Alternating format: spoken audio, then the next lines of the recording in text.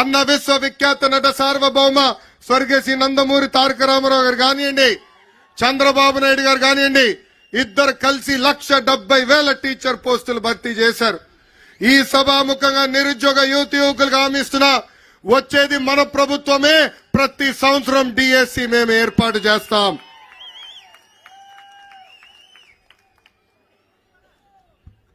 ఈరోజు ఈ జగన్ ఊరూరు తిరుగుతా నేను పేదవాడిని అంటాడు. ఆయనకు ఒక జబ్బు ఉందండి. ఆ జబ్బు పేరే మైథోమేనియా సిండ్రోమ్. ఆ జబ్బు లక్షణాలు ఏంటో తెలుసా? ఉంది లేనట్టు, లేనిది ఉన్నట్టు చెప్తారు.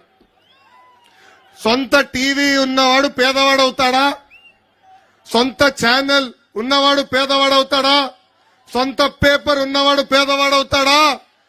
సొంత సిమెంట్ ఫ్యాక్టరీ ఉన్నవాడు పేదవాడు అవుతాడా అని ప్రజలందరినీ ఒక్కసారి ఆలోచించమంటున్నా. 1,00,000 రూపాయలు విలువైన చెప్పులు వేసుకుని తిరుగుతాడు. 1000 రూపాయలు ఖరీదైన వాటర్ బాటిల్లో నీళ్లు తాగుతాడు. ఆయనకి పేదవాళ్ళు ఎదుర్కొంటున్న సమస్యలు అర్థమవుతాయని ఒక్కసారి ప్రజలందరూ ఆలోచించాలా. ఇంకా తెలుగింటి ఆడపడుచులు కూడా ఆలోచించాలా. ఈరోజు సొంత చెల్లి షర్మిల గారు కానివ్వండి, సునీత గారు కానివ్వండి, ఏకంగా మాకే భద్రత లేదని చెప్పే పరిస్థితి. సొంత జగన్ ఇంట్లో ఉన్న చెల్లమ్మలకే భద్రత లేకపోతే ఇంకా మన పరిస్థితి ఎలా ఉంటుందో ఒక్కసారి ఆలోచించమని తెలుగింటి ఆడబడుచులు నేను కోరుతున్నా. ఈ జగన్ ని చూస్తే ఒక అద్భుతమైన కటింగ్ ఫిట్టింగ్ మాస్టర్ గుర్తొస్తాడండి. ఏంటది? Cutting fitting master. Jagan button నొక్కుతాడంటాడు, కానీ మనకు కంపడేది బులుగు బట్టనే. బల్ల కింద ఒక ఎర్ర బటన్ ఉంది, అది మనకు కంపడదు తల్లి. ఆ బులుగు బటన్ నొక్కుతాడు తల్లి, అకౌంట్లో 10 రూపాయలు పడుతుంది తల్లి. కానీ అదే క్షణంలో బల్ల కింద ఉన్న ఎర్ర బటన్ నొక్కుతాడు, అకౌంట్ నుంచి 100 రూపాయలు ఉష్షాన్ని పోతుంది. ఎలా పోతుందో చెప్పాలి కదా. కరెంటు ఛార్జీలు 9 సార్లు పెంచి బాధుడే బాధుడు. ఆర్టీసీ ఛార్జీలు 3 సార్లు పెంచి బాధుడే బాధుడు. ఇంటి పన్ను, చెత్త పన్ను, నిత్యావసర సరుకులు పెంచి బాధుడే బాధుడు. ఇప్పుడు ఏకంగా భూమ్ ధరలు కూడా పెంచి బాధుడే బాధుడు. ఇంకా కటింగ్ మాస్టర్ అన్నాను కదా, అన్న క్యాంటీన్ కట్, పెళ్లి కానుక కట్, పండగ కానుక కట్, చంద్రన్న బీమా cut, best available school cut, 6 లక్షల వృద్ధులకి పెన్షన్ కట్, డ్రిప్ ఇరిగేషన్ కూడా కట్. ఇట్లా భారతదేశ చరిత్రలోనే 100 సంక్షేమ కార్యక్రమాలు కట్ చేసిన ఏకైక ముఖ్యమంత్రి ఈ జగన్. మీరు పడుతున్న కష్టాలు చూశాం. అందుకే చంద్రబాబు నాయుడు గారు, పవన్ కళ్యాణ్ గారు కలిసి బాబు సూపర్ 6 ప్రకటించడం జరిగింది. మన ప్రభుత్వం రాబోతుంది. మన అధికారంలోకి వచ్చిన వెంటనే యువతకి 20 లక్షల ఉద్యోగాలు కల్పిస్తాం. ఉద్యోగాలు వచ్చే వరకు నిరుద్యోగ యువకులకి ప్రతి నెల 3,000 రూపాయలు నిరుద్యోగ భృతి కూడా మన ప్రభుత్వం కల్పించబోతుంది. రెండోది, స్కూల్కి వెళ్ళే పిల్లలకి ప్రతి పిల్లకి 15,000 రూపాయలు తల్లి అకౌంట్ లో ప్రతి సంవత్సరం వేసే బాధ్యత మన ప్రభుత్వం తీసుకుంటుంది. ప్రతి రైతుకి అండగా నిలబడడానికి 20,000 రూపాయలు రైతులు కూడా మన ప్రభుత్వం ఇస్తుంది.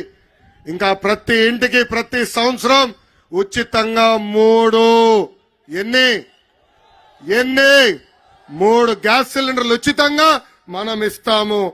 ఇంకా 18 సంవత్సరాల నుంచి 59 సంవత్సరాలు నిండిన మహిళలకి ప్రతి నెల 1,500 రూపాయలు మన ప్రభుత్వం ఇవ్వబోతుంది. అంటే సంవత్సరానికి 18,000 రూపాయలు. 5 సంవత్సరాల్లో 90,000 రూపాయలు మన ప్రభుత్వం మీకు ఇవ్వబోతుంది. ఇంకా మహిళలు ఆర్టీసీ బస్సులో ఉచితంగా ప్రయాణించే హక్కు కూడా మన ప్రభుత్వం కల్పించబోతుందని ఈ సభాముఖంగా తెలుపుతున్నాం. అసలు ఉత్తరాంధ్రకి పట్టిన శని ఈ జగన్. 3 రాజధానులు అన్నాడు. ఉత్తరాంధ్రలో కనీసం ఒక్క ఇటుకన వేసాడా?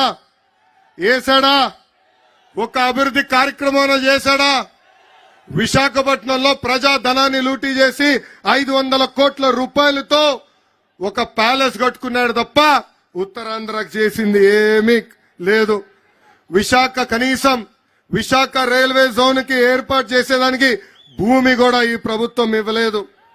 మూటబడిన అన్ని షుగర్ ఫ్యాక్టరీలు తెరుస్తానని ఎన్నికల ముందల హామీ ఇచ్చి కనీసం ఒక్క ఫ్యాక్టరీ కూడా ఈ జగన్ తెరవలేదు. ఇంకా విశాఖ ఉక్కు ఆంధ్రుల హక్కు నినాదంతో ఆనాడు ఆంధ్రులందరూ పోరాడి విశాఖ ఉక్కు తీసుకొచ్చారు. ఇప్పుడు ఏకంగా ఆ విశాఖ ఉక్కుకున్న భూముల్ని కాజేసేదానికి ప్రయత్నిస్తుంది ఈ ప్రభుత్వం. ఇంకా శ్రీకాకుళం జిల్లాకి జగన్ పాదయాత్రలో ప్రత్యేకంగా 60 హామీలు ఇచ్చాడు. దాంట్లో ప్రధానంగా మనం చూస్తే పెండింగ్ ప్రాజెక్టులన్నీ పూర్తి చేస్తానని హామీ ఇచ్చాడు. పూర్తి చేశాడా అని ప్రజలందరిని అడుగుతున్నా.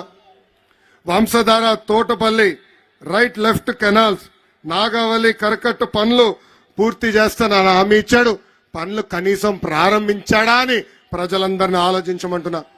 మా చేనేత సోదరులకు ఉన్న బకాయిలు కూడా తీరుస్తానని హామీ ఇచ్చి ఈ రోజు మాట తప్పాడు, మడమ తిప్పాడు ఈ జగన్. అసలు ఉత్తరాంధ్రాని అభివృద్ధి చేసింది తెలుగుదేశం పార్టీ. ఆనాడు వంశధార నాగావళి నదుల్ని అనుసంధానం చేసింది తెలుగుదేశం పార్టీ. ఇప్పటికి పెద్దలు చెప్పినట్లు రోడ్లు, బ్రిడ్జ్లు, సాగు తాగునీటి ప్రాజెక్టులు, ఆసుపత్రులు, ఉద్దానం కిడ్నీ పేషెంట్లకి డయాలసిస్ కేంద్రాలు.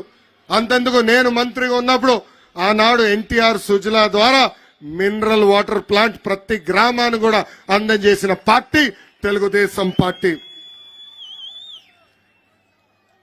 ఆనాడు హుదూ తుఫాన్ వచ్చిన, తిట్లీ తుఫాన్ వచ్చిన, ఆ తుఫానికి భయపడకుండా మంత్రుల కన్నా మన ప్రాంతానికి అడుగుపెట్టిన వ్యక్తి మన నాయకుడు చంద్రబాబు నాయుడు గారు. ఆనాడు నేను మంత్రిగా పనిచేశా. మండలానికి ఒక మంత్రిని వేశారు. ప్రజల సమస్య ఉండకూడదు, ఎంత ఖర్చు అయినా పడలేదు, ప్రజల్ని ఆదుకోవాలని ఆనాడు హుకుం కూడా జారీ చేసిన వ్యక్తి మన నాయకుడు చంద్రబాబు నాయుడు గారు. ఇంకా మన ఇచ్చాపురం అంటే నాకు ఒకే ఒక పదం వస్తుంది, తెలుగుదేశం పార్టీ అడ్డా. మన పార్టీ ఆవిర్భావం నుంచి కేవలం ఒకే ఒకసారి ఇచ్చాపురం నియోజకవర్గం మనం ఓడిపోయాం. 2014 నుంచి 2019 మధ్యన దాదాపు 1500 కోట్ల రూపాయలు ఖర్చు పెట్టి పెద్ద ఎత్తున మన నియోజకవర్గాన్ని మనం అభివృద్ధి చేసుకున్నాం.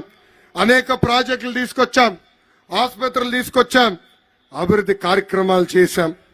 కానీ మిమ్మల్ని అందరూ